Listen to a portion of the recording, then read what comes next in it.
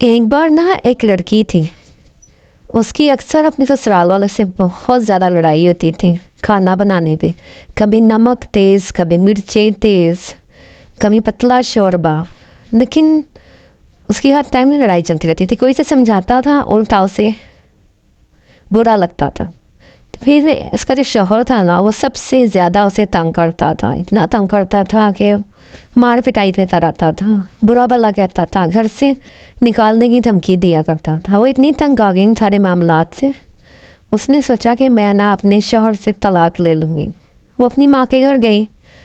ماں نے اسے کچھ بھی نہ سمجھایا، بلکہ الٹا سے کہتی تم طلاقیں لے رہی ہو، تم اسے اس دنیا سے ہی صفاحتی سے ہی مٹا دو، تم اسے مار ڈالو تاکہ وہ تمہارا کچھ بھی نہ بگاڑ سکے. بیٹی کہنے لگی ہاں یہ ٹھیک ہے، لیکن اس کے لیے چال چلتے ہیں.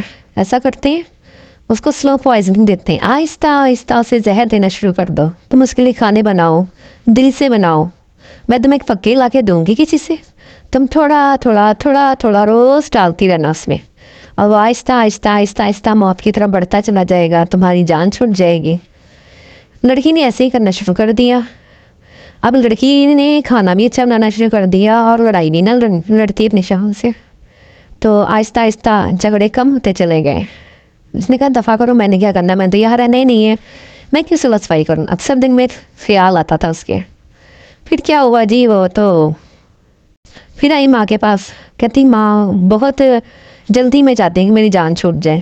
ماں نے کہا تم ایک بار پکی دیتی ہو، ایک چٹکی دیر ڈالتی ہے نا زہر، اب تم 2 بار ڈالا کرو تاکہ وہ جلدی ختم ہو جائے، جلدی دنیا سے چلا جائے. تو دیکھنا 1 ہفتے کے اندر اندر اس کا کام ہو جائے گا. اب لڑکی نے کیا کیا، مقدار بڑھا دی زہر کی. اور اس ماں نے ایک ساتھ ساتھ تاکید کی کہ بیٹا اب مرنے تو والا ہے ہی، تو ذرا اس سے اچھے سے بول لیا کر اور اس کی اچھی خدمت گزاری کر لیا کرو. تو لڑکی نے کہا چلو ٹھیک ہے. اس نے خدمت گزاری کرنا شروع کر دی. اب ہوا کیا کہ سسرال میں جو اس کے جھگڑے تھے نا، وہ کم ہونے شروع ہو گئے.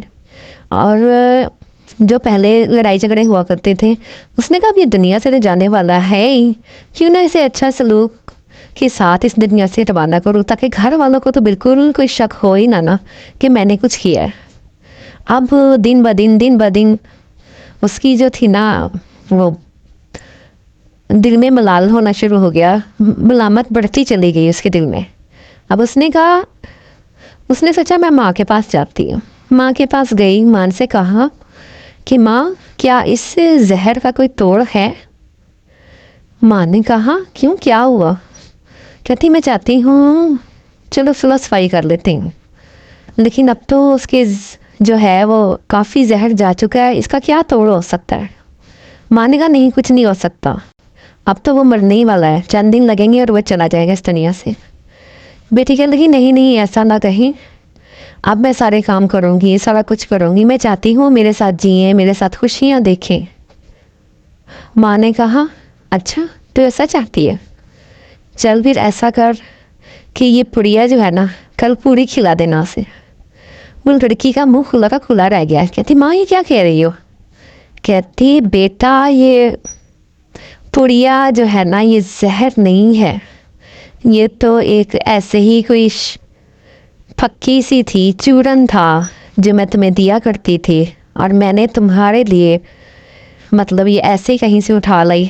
میں نے کہا تمہارا ذہن بنے، تمہیں ٹائم ملے، اپنے شوہر کے ساتھ ٹائم گزارنے کا موقع ملے.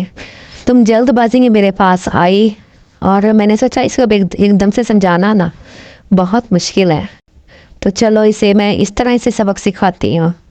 تو میں نے پھر یہ پلان اپنے ذہن میں چلا، اور پھر تم راہ راست پر آ گئی.